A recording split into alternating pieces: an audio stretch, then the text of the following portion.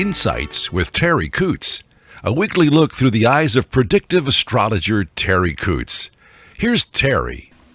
Hi everyone, this is Terri, and you're listening to Insights with Terri Coots. Thank you for joining me for the week of May 29th through June the 4th, 2023. I have some exciting news for the farmers out there, or the people that like animals. I had some baby ducks hatch this morning. I woke up to little peep, peep, peep, peeps, and I have a few ducks, and they've been sitting on their nests for about a month now, and every day I go out maybe 100 times a day to see if they've hatched, and they started hatching this morning. So I have 7 in one nest, and I have 8 in another, all different colors, because they're all different eggs that I snuck under the mothers. So it's always interesting to see what they look like when they grow up. So yeah, I was pretty excited about spring and babies and all this new fun that's going on. And speaking of the fun, we're going to have a full moon on the 4th of June, which isn't that far away, and it's going to be in Sagittarius, and that's going to be kind of interesting in that it's a push-pull kind of an energy. Sagittarius wants us to have fun and play. The ruling planet of Sagittarius is Jupiter, the happy teacher, the one that wants us to just enjoy ourselves. But there's the other side of Sagittarius, which is spirituality and wanting to be a better person and taking on responsibility for being a better person, learning about evolution spiritually, emotionally, and physically. So we're going to have that kind of energy that does push us and pull us. One wants us to be responsible, and one wants us to just, forget it, just go have fun. So it's going to be a mixed bag of energy, and we'll have to kind of keep an eye on ourselves and make sure that we stay, I'm going to say in the middle of the road, but that's going to be hard to do because I'm not sure that we can stay in the middle of the road with this energy. So maybe we should just do our work, what we're supposed to do, have fun doing it, and then just say we enjoyed everything. It reminds me of that Mary Poppins movie when she said, what was it? She said, a spoonful of sugar helps the medicine go down. My grandmother was a big believer in that. She would give us cod liver oil. I can't remember why she did it, but it was not pleasant. I guess we were supposed to have shiny hair. I don't know. But it was cod liver oil, and then she'd stick a wedge of orange, which not everybody could have oranges back then, in our mouth, which was a treat. But now, as much as I still do like oranges, I'm reminded of cod liver oil. So I think we get programmed for certain things. Now, the moon is, as I said, is going to be full on the 4th. You'll feel the fullness about 3 days before that, and the 4th is on next Sunday, a week from when probably you're listening to me. That full moon will not allow us to be very good at diets. This is an increasing time, increasing with the ducks being born. I'm really glad they were born under a full moon. That'll help them a lot. Great time to plant your plants if you haven't already done it. Not a good time to weed, but a great time to plant. And full moons just love helping things grow. So that's what our tummies do, is grow during this time. So if you can just not get demoralized, if you are on watch where you're just trying to look at your calories, if you don't get demoralized, what you can do with this is just try to hold instead of trying to lose weight. If you just be happy that you can hold it.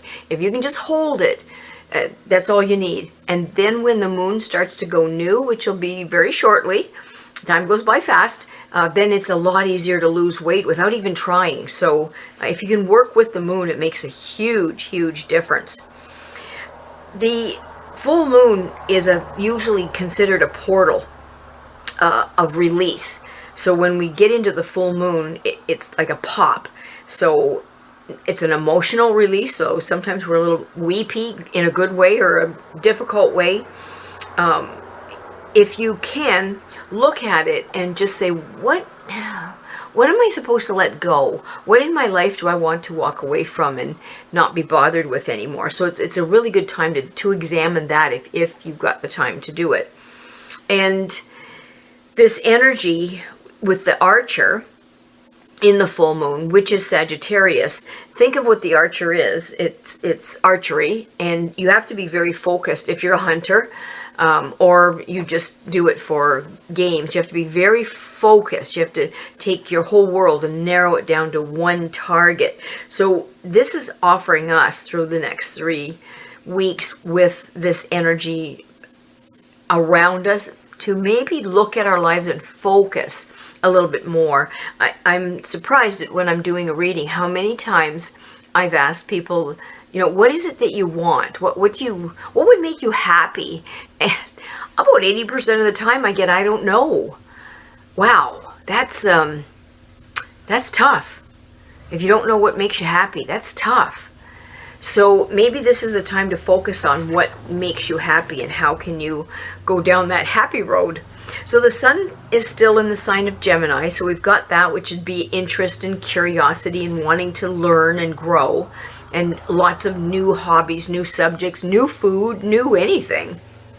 And Mercury, the planet of the mind, how we think, how we communicate, that is still in Taurus, and that's that security minded, will really long for security, safety, a little bit of stubbornness there. The bull can get stubborn, but more looking towards, especially when you pair it with Venus. Venus is in Cancer right now, and Cancer rules the 4th house, which is home, family, loyalty, friendship, sisters, brothers, mom, dad, all of that. Great time for working around the house. I'm finding that I'm really connecting with that energy, getting a lot done around the house, loving doing it, and just loving the way it looks after. Sit there and have your cup of tea and just enjoy how it looks. Now on the 6th of June, Venus is going to turn into Leo, and it will go retrograde before too very much longer. I think sometime in July, but we don't have to talk about that now. We'll deal with that down the road. So let's just enjoy that happy home time that Venus is allowing us. If you don't have a partner of any kind, it can make you long for one. If you do have a partner, it can encourage you to really cement that relationship if you're interested in doing that at all.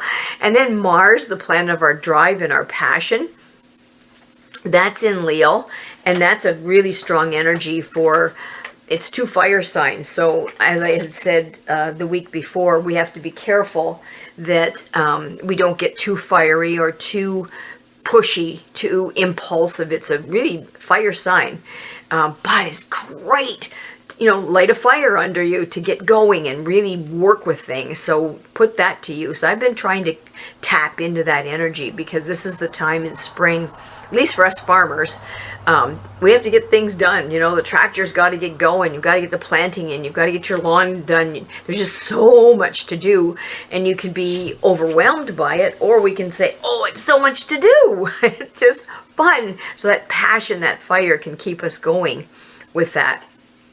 Health-wise, towards the middle of the week, there could be, if you're vulnerable, there could be pressure on kidneys. So if you have a vulnerability in the kidney area or you get bladder infections, you might be more vulnerable. So just maybe get ahead of that if you can. Just, jump ahead of that. And if there's anything that you do to prevent it, like taking essential oils and putting them on your tummy, or ingesting any of your antibacterials, antimicrobials, there's some real good information on essential oils that help with that.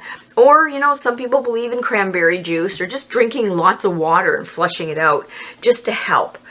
Just because it will be vulnerable, there will be pressure put on our kidneys, our bladder, towards the middle of the week. Then towards the end of the week, if you guys have any vulnerabilities in the prostate, that could be a vulnerable place. So you want to be ahead of that too. And then towards the end of the week, we'd be looking at vulnerabilities in the liver, your hips, your thighs, the sacrum.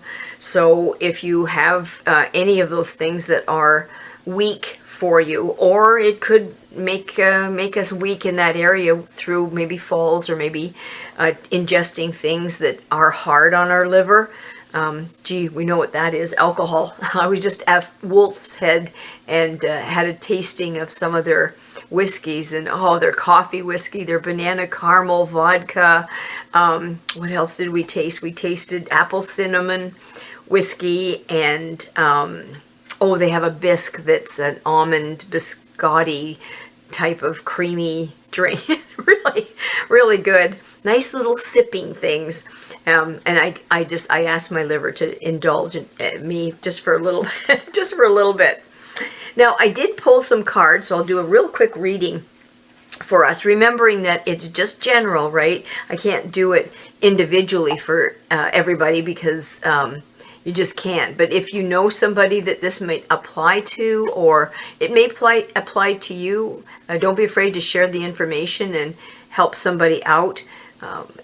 Because oftentimes we can help each other just by being aware of things where maybe we're not aware. I've been very fortunate to have people bring things to my attention, and I hadn't really noticed it. So there's going to be, hopefully for many of us, some emotional energy that's going to surround us. And what it's meant to do for us is to end some of the discontent that we felt over the last few years, or even just the last little bit. So it offers us the opportunity, the tools to renew relationships, both with the tarot cards that were given to me and where the planets are placed, with that Venus in Cancer. I mean, it's amazing how all these things are so synergetic. I just love it. And they're going to give us something to look forward to. But to be able to look forward to something and to be able to see it, we have to be aware. We have to be awake. We have to be cognizant. And many people right now feel brain fog, or they're fuddle-duddly. So maybe if we do have something to look forward to, we can wake up and do that.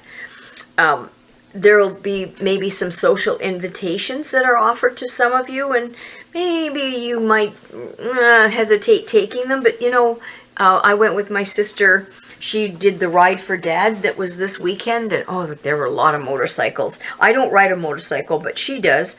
But I met her there at Wolf's Head, where I did the taste testing. And it was nice to meet all different new people. They had a band there. So just try that. Just try to get out there and socialize and just enjoy yourself. I just had water, I want you to know, other than the little taste testing. So we're supposed to be motivated to do that. And we may have to take an initiative in this socializing. So it might be something that you have to take on yourself so that it gets accomplished. So the positive aspect of this is matters are supposed to be taking a turn for the better. And if we're open to it and we're awake, we can see it. If you're asleep, you're not going to see it. We are supposed to feel refreshed with this and prepare ourselves to have new challenges come our way. And that's what's being offered to us in really good amounts. Now, they also are warning a bit about possible sleep challenges. So there may be some of you that don't get some good sleep in the next little bit. The full moon does do that anyway, sometimes with some of us. I'm getting asleep right now, but I know that's coming to an end. Might have 2 or 3 good nights of sleep, and then that's it. So they're warning us we might be coming into a time where it might be a little harder to sleep. So whatever you do to help yourself sleep, don't be afraid to take advantage of that. Especially if you know ahead of time, grab a nap if you can. And the number that's given to us this week is the number 5. And the number 5 needs movement. It wants change. It likes to travel. It feels the need to search for freedom, and adventure pairs beautifully with that Sagittarius energy. So be open to new things, kids, with number 5 in Sagittarius and the full moon, new ideas. And there may be even an inclination to leadership for some of you, and kicking up some of the ambitions. Some of us are going to be very sensitive, and we need to avoid routine and boredom. That will not be a good thing, kids, for this next week. So just, go out, have fun with that Sagittarius energy. The weakness of number 5, paired with some of these planets the way they are, is we need to be careful not to succumb to a sudden idea that might be not stable. There could be an inclination to nervousness and restlessness if it's not focused towards productivity. So you might feel the energy, but you don't know what to do with it. So don't just, pace. Use it well if you can.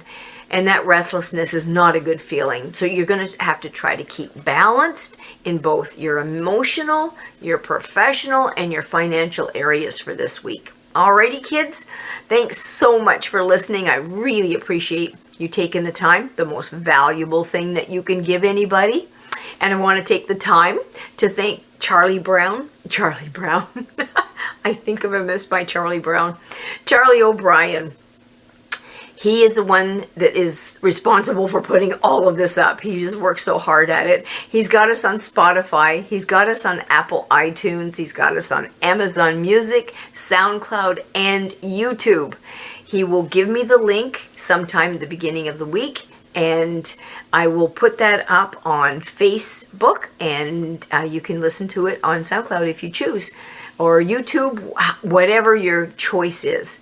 And if you would like a reading for yourself and direct it personally for you, don't be afraid to call, text 519-726-6699, or you can email me at terri.coutts@gmail.com. He also has archived some of the podcasts if you've missed them or you just want to go over them again at the website that he has put up for us at terriworld.com. That's TerriWorld.com. And I would like to mention that we are doing our classes for their dogs. We do fun on the farm, agility, obedience, behavior. We will be starting another one. We're just coming to the end of the first 5 sessions. We'll be starting another one on Tuesday, June the 13th.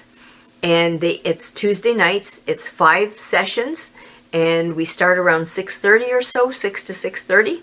So if you're interested in getting your puppy out and playing and having fun, but also learning how to behave, this is the place for you to come. So don't be afraid to give me a shout on that as well. And you can check out the website, and you'll see some of the pictures of the dogs having fun. Thanks again, everybody. You have yourself a wonderful week. Hopefully we'll talk soon. Bye for now. Thanks for listening to Insights with Terri Coots. Visit Terri's website at terriworld.com. TERRI world.com.